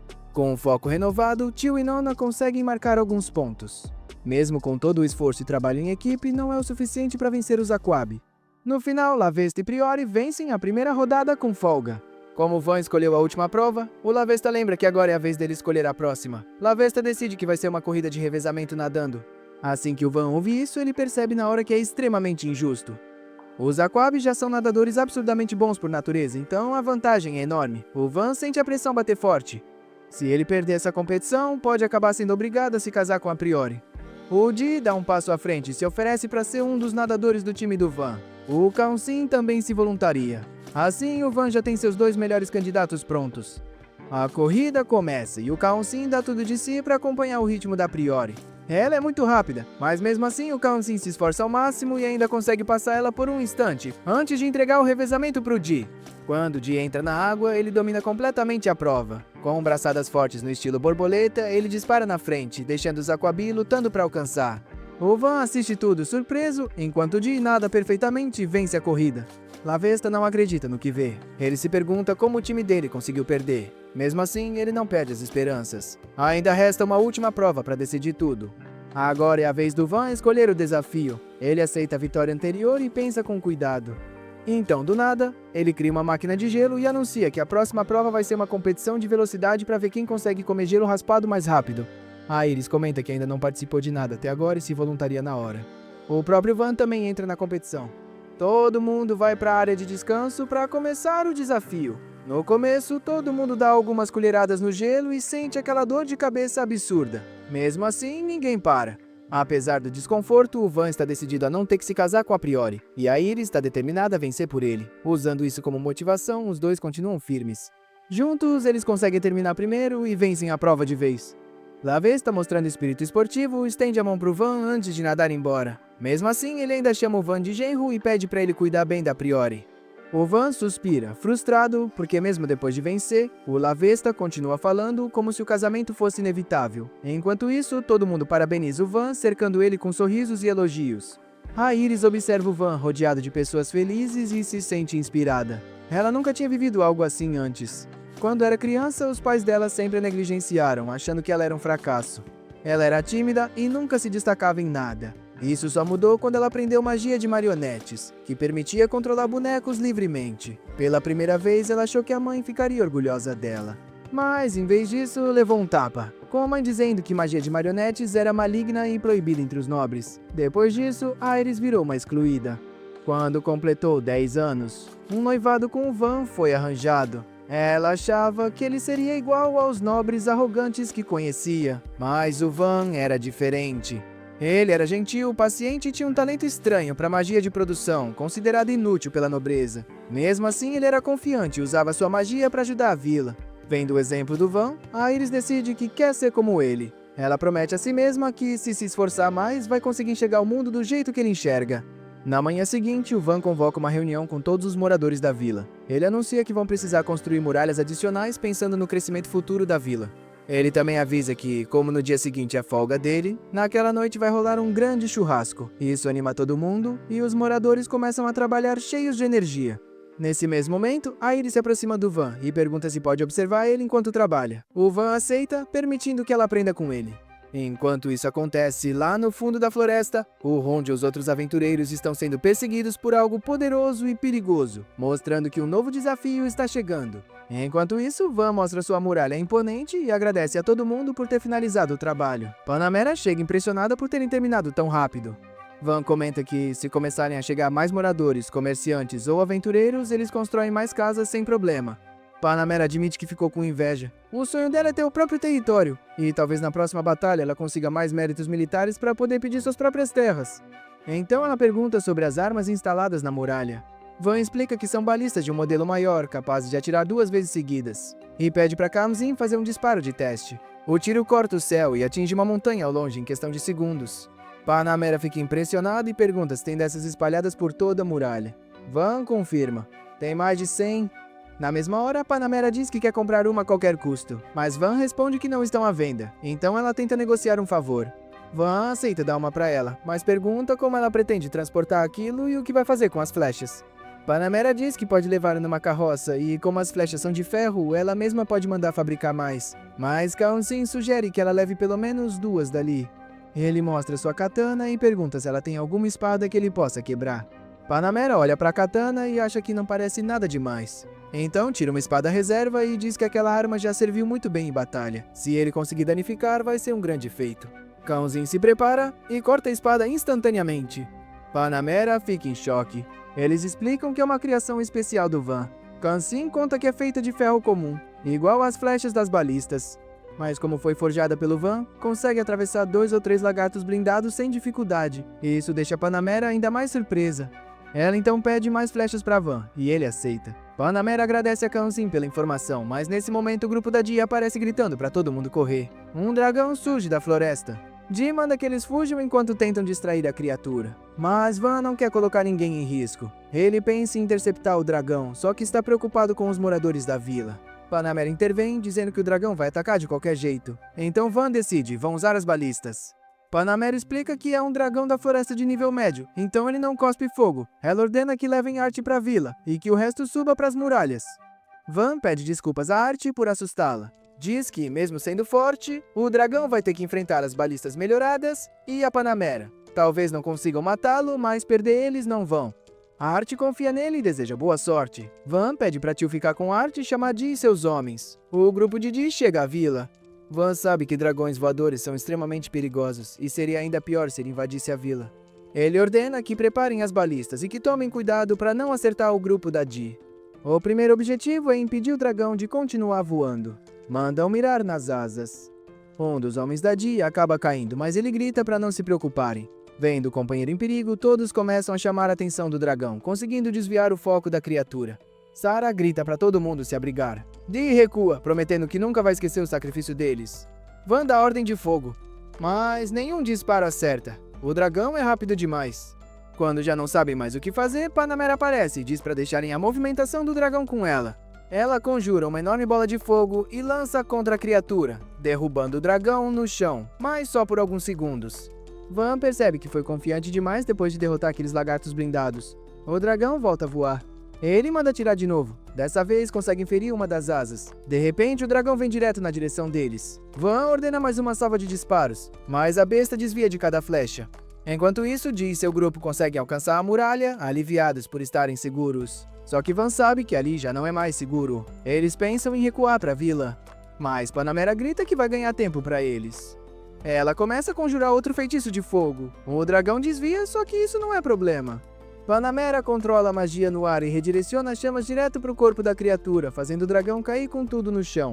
Van entende que ela não é qualquer uma, e sim a usuária da magia de fogo mais poderosa que eles têm. Panamera desce junto com ele e diz que vai se adiantar para preparar a defesa.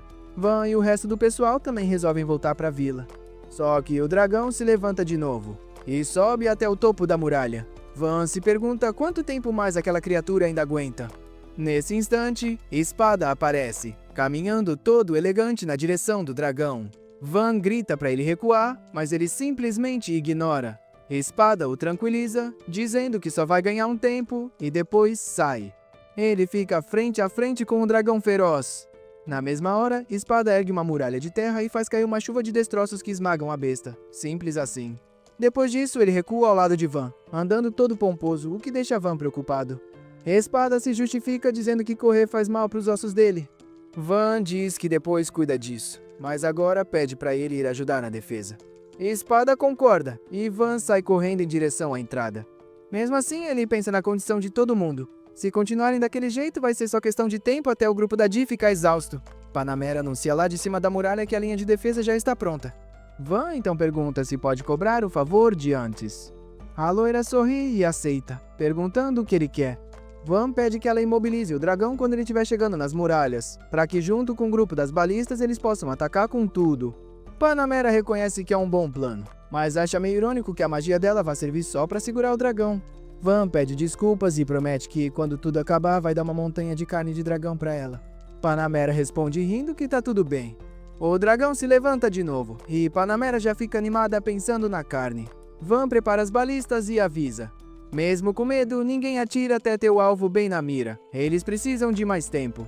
Dee e sua equipe chegam e pedem desculpa pela demora. Van pergunta se só os 3 vão avançar. Dee diz que não tem problema, eles têm suas armas. Dee parte pra cima com tudo, mas o dragão bloqueia. A criatura contra-ataca com uma garra poderosa. Os homens dele tentam proteger, mas a força é absurda e os 3 são arremessados. O dragão avança de novo, mas Espada surge e levanta outra muralha para proteger eles. Van grita para recuarem. Panamera avisa que o dragão já está perto o suficiente. Ela começa a carregar magia outra vez. Explosão de chamas. Dee e seus homens correm para se afastar da explosão. Vendo o dragão imobilizado, Van ordena: atirem com todas as balistas, tudo de uma vez. Todos prendem a respiração enquanto a poeira baixa. Ninguém sabe se o dragão morreu. Dee se aproxima para conferir. Quando vê que o dragão ainda abre os olhos, ele não hesita. Num único golpe, corta a cabeça da criatura. Decapitado. Van solta um suspiro de alívio e anuncia: eles venceram. Todo mundo começa a comemorar. As garotas chegam correndo, perguntando se ele tá bem. Van confirma que sim. Panamera se aproxima de Art, que também está ilesa. Ela então olha para Van e destaca que ele liderou muito bem, parabenizando pela derrota do dragão.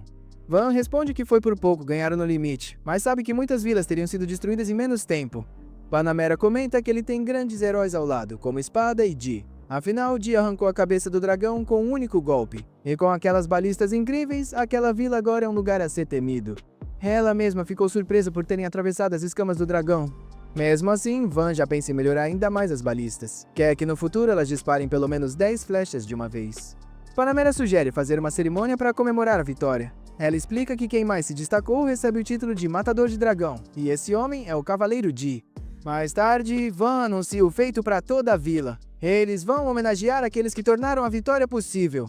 A líder da família Cain, a viscondessa Panamera Carla Cain, faz um discurso. Ela comenta que um dragão da floresta normalmente arrasta e destrói todas as vilas que encontra pelo caminho, causando danos enormes até em fortalezas. Mas aquela vila sobreviveu, e o melhor, sem nenhuma baixa. Então, ela declara que vai nomear oficialmente os heróis responsáveis por esse feito. Primeiro, Di, que decapitou o dragão com um único golpe. Segundo, Espada, um mago que conseguiu imobilizar a criatura. E por último, quarto filho da família Fértil, Vanei Fértil, que mesmo sendo tão jovem liderou todo mundo, usou uma magia nunca antes vista para reforçar a vila em tempo recorde, e ainda assumiu o comando durante a batalha. Ao ouvir isso, a vila inteira explode em comemoração, aplausos, gritos, todo mundo celebrando. Enquanto isso, Panamera pensa consigo mesma que já conheceu todo tipo de gente, mas nunca imaginou que existiria alguém como Van. Então ela começa a lembrar da própria história. Ela nasceu na capital, em uma família com tradição de cavaleiros. Quando descobriram que ela tinha talento para magia, mandaram ela rapidamente para o condado que oferecia as melhores condições de treinamento. Lá ela treinou até o limite, a ponto de preferir morrer do que desistir. Passava a noite sem dormir, se esforçando ao máximo para se tornar capitã. No fim, reconheceram seus feitos. Com apenas 16 anos, ela se tornou comandante dos Cavaleiros do Condado. Depois disso, participou de várias batalhas, acumulou méritos militares e acabou recebendo o título de nobre. Como Sua Majestade ficou satisfeito com o desempenho dela, 6 anos depois concedeu rapidamente o título de viscondessa. Já como nobre, certa manhã o Conde Ferdinand a chamou. Ele comentou que queria casar sua filha mais nova com o senhor de uma terra distante. Foi aí que ela conheceu a pequena Arte. No começo, Panamera questionou a decisão do conde, perguntou se não seria melhor apresentar a garota a alguém sem título. O conde respondeu que dependia da situação, mas que se algo desse errado, só ela teria que lidar com uma criança. Foi nesse momento que Panamera entendeu o que estava acontecendo. Ela se aproximou de Arte, se apresentou e prometeu que, se aquele garoto não tivesse talento, ela mesma cuidaria de rejeitar o noivado. Ao ouvir aquilo de forma tão direta, a pequena perguntou, sem entender direito, se estavam expulsando ela de casa. Disse que não queria ir embora. Panamera a tranquilizou, explicando que todos os irmãos dela já estavam noivos. Aquilo era algo comum. Mesmo assim, Arte não parecia convencida. Então, Panamera fez carinho na cabeça dela e disse que esperava que o noivo fosse um bom garoto. Mas, no fundo, ela admitiu que sentiu empatia pela menina, porque, de certa forma, se viu refletida ali. Ela também tinha ficado nervosa quando precisou se separar dos próprios pais. Agora, ali na frente dos aldeões, depois da vitória contra o dragão, Panamera reconhece o quanto Van é incrível. Então ela dá um passo à frente e promete, diante de todos, firmar uma aliança oficial com a vila. Van fica surpreso ao ouvir aquilo, mas ele sabe que se aceitarem vão ganhar muitos benefícios. Panamera então pergunta diretamente, ele aceita a proposta de aliança? Van entende que, para alguém na posição dele e com a vila ainda em desenvolvimento, essa é uma oportunidade única. E, sem hesitar, ele aceita. No dia seguinte, com o dragão da floresta finalmente fora do caminho, Espada se encontra com Van e diz que já tá na hora de começar os preparativos para o planejamento da cidade. Ele explica que aquela vilinha pode virar uma cidade capaz de abrigar umas 10.000 pessoas. Mas, quando chegarem nesse nível, vão precisar dar um jeito de atrair mais moradores. Bem nessa hora, Tio aparece avisando que Bel e Rango voltaram junto com mercadores da companhia comercial Mari. E o melhor, eles estão dispostos a comprar os materiais que pegaram do dragão da floresta. Van já fica todo animado. Pouco depois, os mercadores analisam o dragão derrotado bem de perto e ficam surpresos por ele ser real mesmo. Depois de avaliar todas as partes, concluem que deve valer uns 100 Platinums. Quando ouve isso, Van lembra que um Platinum equivale a mais ou menos 100 milhões de ienes. Fazendo as contas rapidinho, ele percebe que o dragão vale algo em torno de 10 bilhões de ienes. Mas quando ele se aproxima para perguntar quanto eles estão dispostos a pagar, os mercadores ficam nervosos e dizem que oferecem 60 Platinums. Van fica decepcionado, porque tinha certeza que ouviu eles falando em 100 Platinums minutos antes. Van vai conversar com Bel e Rango, o que já deixa os mercadores em pânico. Depois que ele explica que os caras só querem pagar 60, Bel e Rango dizem que isso é completamente injusto, porque sabem que vale bem mais. Só que os mercadores puxam os dois de lado e lembram que todos fazem parte da mesma guilda de comerciantes. E como Van não tem outros compradores, ele não vai ter escolha além de aceitar. Bel e Rango recusam na hora. Dizem que respeitam demais o Van para passar ele para trás. E enquanto tudo isso acontece, Van tá ali perto, ouvindo tudo. Os mercadores ficam furiosos e vão embora ameaçando, dizendo que eles vão se arrepender de ter enfrentado eles. Van lembra que ouviu os caras dizendo que Bel e Rango poderiam ser expulsos do grupo comercial por desobedecer. Mesmo assim, os dois dizem que valeu a pena porque nunca conseguiriam enganar o Van. Então Van solta uma ideia. Ele acha que deviam criar a própria companhia comercial. Bel e Rango praticamente gritam de susto, dizendo que não é tão simples assim. Para fundar uma empresa, precisam cumprir 3 condições: pagar a taxa de registro da guilda, ter uma loja própria, conseguir o apoio de um nobre com título.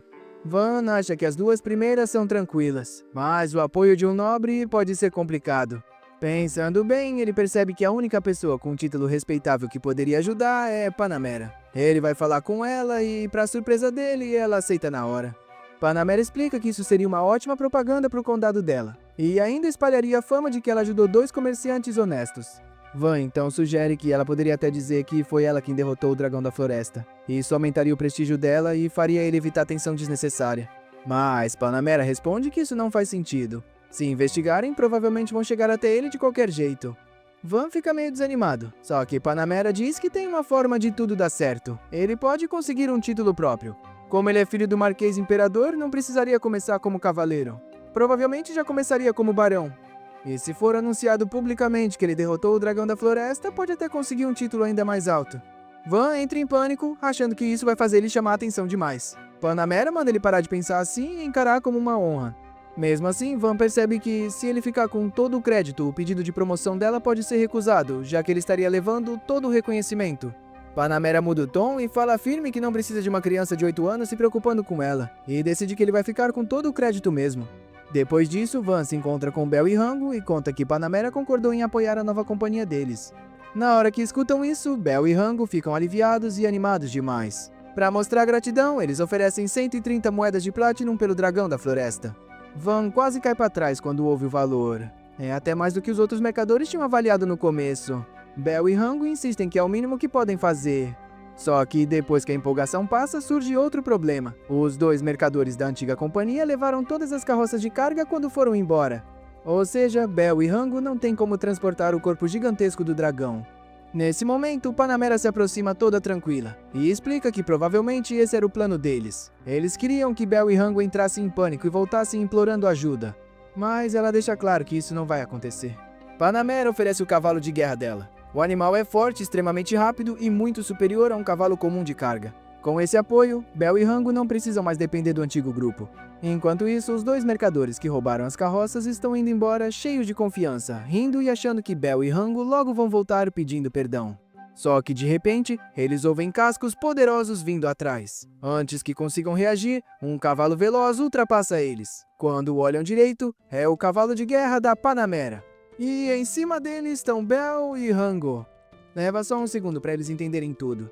Com o apoio de uma nobre titulada, Bel e Rango agora podem fundar a própria companhia comercial. Eles não dependem mais do antigo grupo.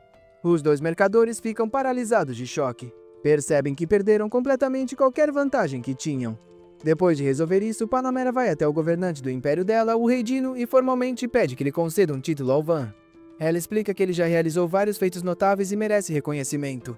No começo, o Rei Dino fica claramente surpreso. Quando descobre que Van tem só 8 anos e já governa uma vila pequena, ele fica desconfiado.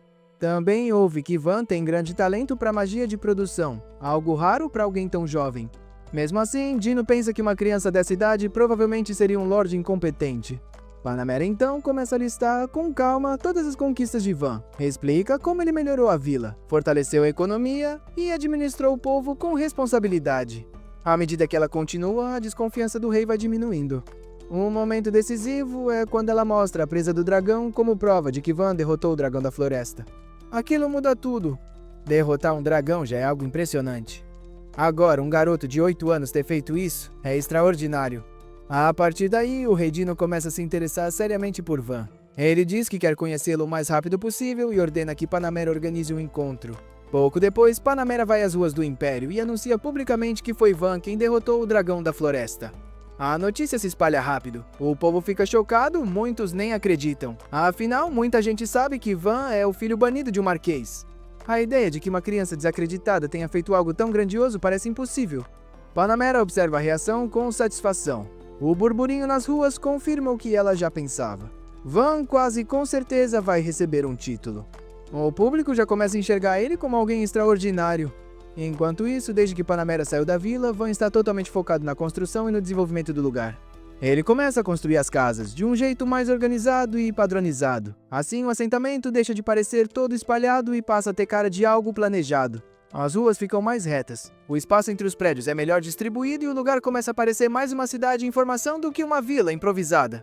Além disso, Van constrói várias torres de vigia altas ao redor do perímetro. Com elas, os guardas conseguem avistar inimigos se aproximando de bem longe.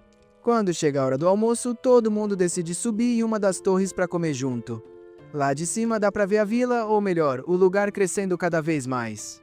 Espada observa as casas grandes e bem construídas, além das instalações avançadas que o Van criou. Então ele comenta que já nem faz mais sentido chamar aquilo de vila. Na opinião dele, aquilo já virou uma cidade.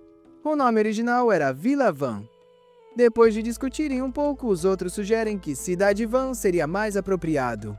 Van não fica muito animado com a ideia de colocar o próprio nome no lugar, mas vendo como todo mundo está convencido, ele percebe que não adianta discutir. Durante a refeição, Iris de repente fica vermelha e chama o Van meio sem jeito. Ela diz que a partir de agora quer que ele a chame pelo primeiro nome, sem honoríficos. Van só fica feliz por ela se sentir confortável o suficiente para pedir algo assim, então aceita na hora. Nesse momento, Cãozinho aponta em direção ao portão principal. Tem um grupo de pessoas desconhecidas do lado de fora das muralhas. Van e Espada vão imediatamente verificar. Eles descobrem que os visitantes vêm de uma vila próxima que está passando por dificuldades. O líder deles explica que estão com problemas para pagar impostos porque já não tem jovens suficientes para trabalhar. Van pergunta o motivo.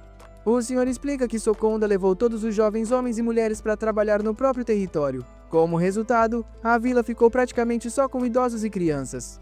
Sem mão de obra, eles não conseguem produzir o suficiente nem para sobreviver, muito menos para pagar impostos. Van escuta tudo com atenção. Ele entende que se envolver com pessoas de outro território pode gerar conflito político. Mesmo assim, ele não consegue ignorar a situação. A consciência dele não permite simplesmente fechar os portões. Depois de pensar um pouco, Van oferece abrigo e permite que eles se estabeleçam na cidade Van. O líder da vila fica surpreso. Van garante que está falando sério. Quando o homem menciona que são cerca de 300 pessoas, Van responde tranquilamente que vai preparar uma casa para cada família. O alívio e a gratidão tomam conta dos aldeões. Além disso, Van descobre que eles têm vacas. No mesmo instante, a cabeça dele começa a borbulhar de ideias. Leite, queijo, manteiga e vários outros produtos derivados que ele pode começar a produzir. Mais tarde, naquela mesma noite, Di e o grupo dele recebem a missão de escoltar em segurança os 300 aldeões até a cidade Van. Durante a viagem, os aventureiros comentam como Van é generoso. Aceitar tanta gente assim sem hesitar não é algo que a maioria dos lords faria. Quando finalmente chegam, Van já preparou uma recepção. Mesmo com pouco tempo, ele organiza grandes churrasqueiras e muita carne. Os recém-chegados são recebidos com calor humano e ganham um banquete generoso. Conforme a noite avança, alguns aldeões começam a se preocupar com como vão ganhar a vida dali pra frente. Van os tranquiliza, dizendo que há muitas oportunidades de trabalho. Com a construção em andamento, a agricultura e as futuras indústrias, emprego é o que não vai faltar. Os aldeões ficam profundamente emocionados. Van não tinha obrigação nenhuma de ajudá-los e ainda assim abriu as portas. Para fechar a noite com chave de ouro, Van ainda serve bolo de morango como sobremesa, transformando a chegada deles numa verdadeira celebração e marcando o começo da nova vida na cidade Van. A vida na vila do Van finalmente voltou a ficar calma e tranquila. As grandes obras acabaram, as estradas estão prontas, as casas foram restauradas e agora tudo parece melhor do que nunca. E é justamente por isso que Espada acha que esse é o momento perfeito para o Van voltar a estudar. Na visão dele, o garoto já ignorou os livros por tempo demais. Mas o Van discorda totalmente. Depois de tudo que ele fez pela vila, ele acha que merece uma folga de verdade. Quer descansar, relaxar e só curtir a vida um pouco. Para ele ser forçado a voltar a estudar agora é injusto demais. De repente, Ronde e Horta aparecem com cara de problema. Eles pedem desculpa rapidinho e explicam que, sem querer, encontraram a entrada de uma dungeon perto da vila. Era exatamente o que ninguém queria que acontecesse. E Espada fica sério na hora. Se a entrada da dungeon foi mesmo descoberta, isso precisa ser reportado imediatamente para a capital real. É uma informação importante demais para ignorar. Ele sugere mandar um mensageiro o quanto antes. Van começa a pensar. Se a notícia se espalhar, aventureiros do Império inteiro vão correr pra vila. O lugar tranquilo vai virar uma bagunça cheia de gente. E pior, o pai dele pode acabar descobrindo todas as melhorias que ele fez ali. Se isso acontecer, pode muito bem transferi-lo pra outra vila, onde o time ficam se sentindo culpados por terem encontrado a dungeon. Mas Van diz pra eles não se preocuparem. Agora que foi descoberta, não tem como esconder. Ele sabe que Kusala, o explorador do grupo, foi quem encontrou a dungeon, então pede pra ele ir até a capital real levar a notícia.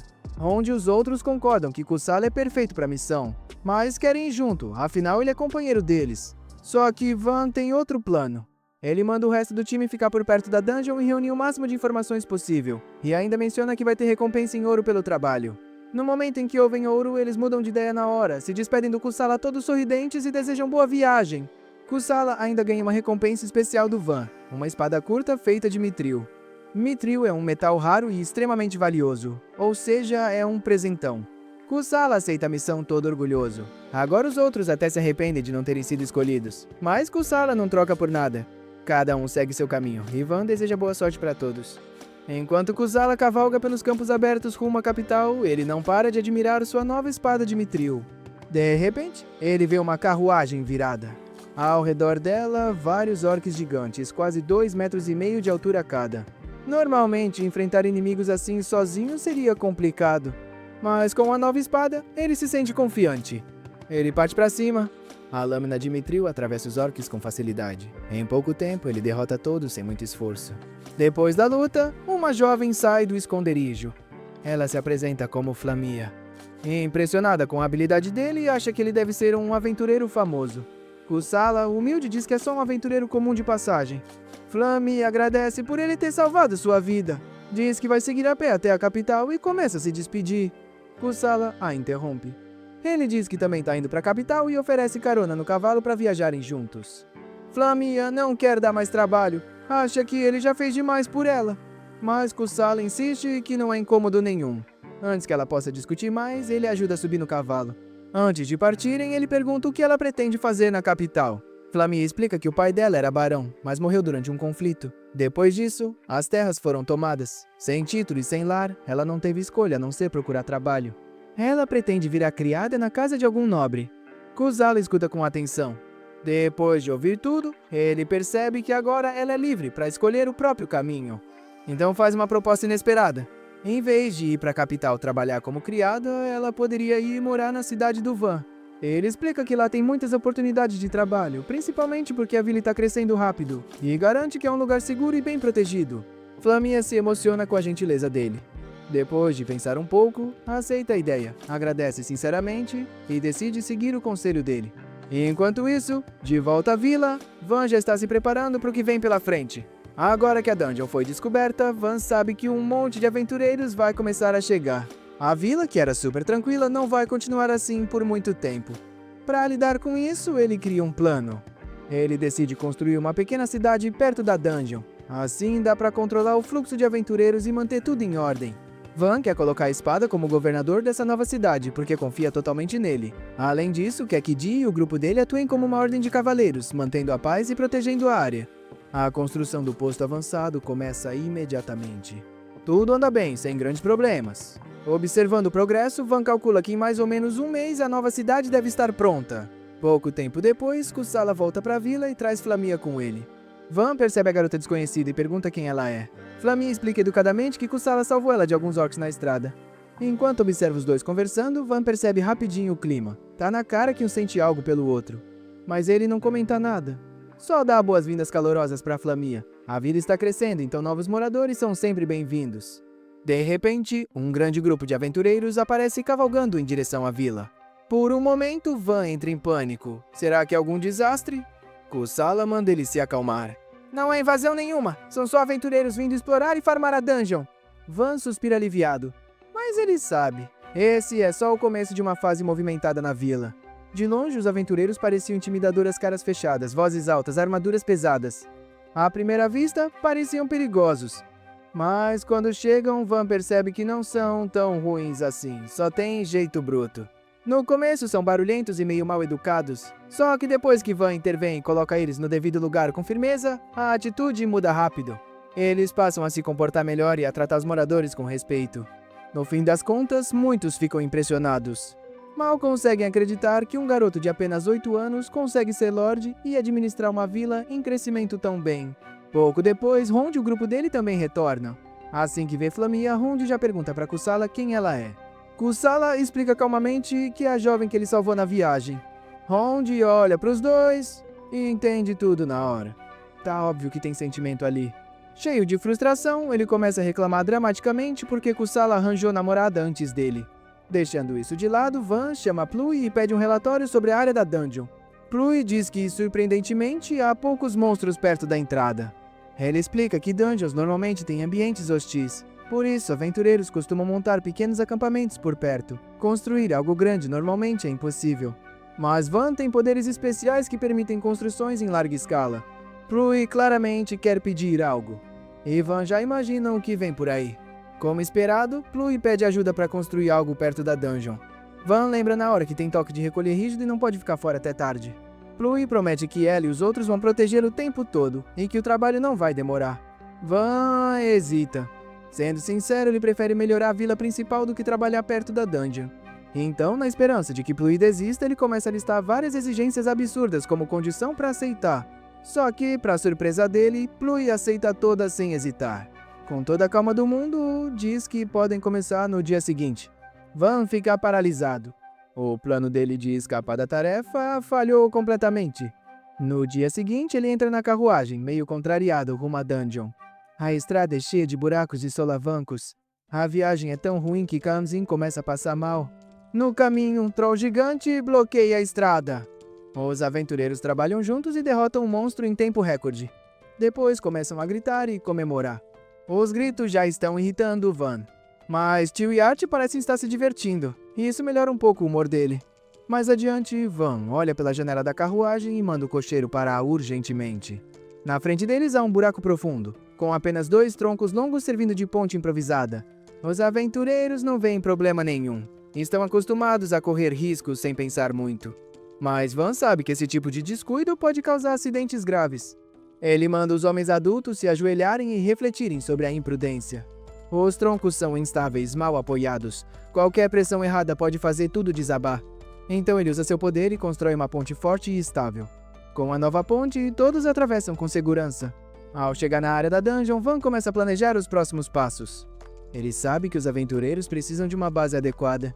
Primeiro, constrói um grande portão para impedir que monstros saiam da área. Depois, levanta um hotel luxuoso 5 estrelas, onde os aventureiros podem descansar depois de um dia caçando monstros. O prédio é impressionante. Os aventureiros ficam claramente satisfeitos. Aproveitam o conforto e elogiam a qualidade das instalações. Quando o sol começa a se pôr, Van lembra do toque de recolher. Ele definitivamente não quer deixar a espada bravo de novo. Antes de sair, coloca Pluie responsável pela base e pede para ele supervisionar os aventureiros. Quando estão prestes a partir, Art nota algo estranho no chão. Ela aponta para um mineral incrustado na terra. Depois de examinarem com cuidado, confirmam. É mitril. Van elogia Art pela observação afiada. Já à noite, eles retornam para a vila. Na entrada, Espada está esperando, com um sorriso silencioso e assustador. Van fica nervoso na hora. Ele sabe exatamente o que acontece quando desrespeita o toque de recolher. Em pânico, pede ajuda. Mas os outros fingem que não é com eles. Ninguém quer enfrentar a Espada. Só a Tio cria coragem e tenta explicar que não foi culpa do Van. Espada manda ela ficar quieta e se afastar. Sem dizer mais nada, ele pega Van e o arrasta de volta para a vila, deixando o resto do grupo em um silêncio constrangedor. Esse é o fim do episódio 8. Se inscreve para não perder a próxima parte.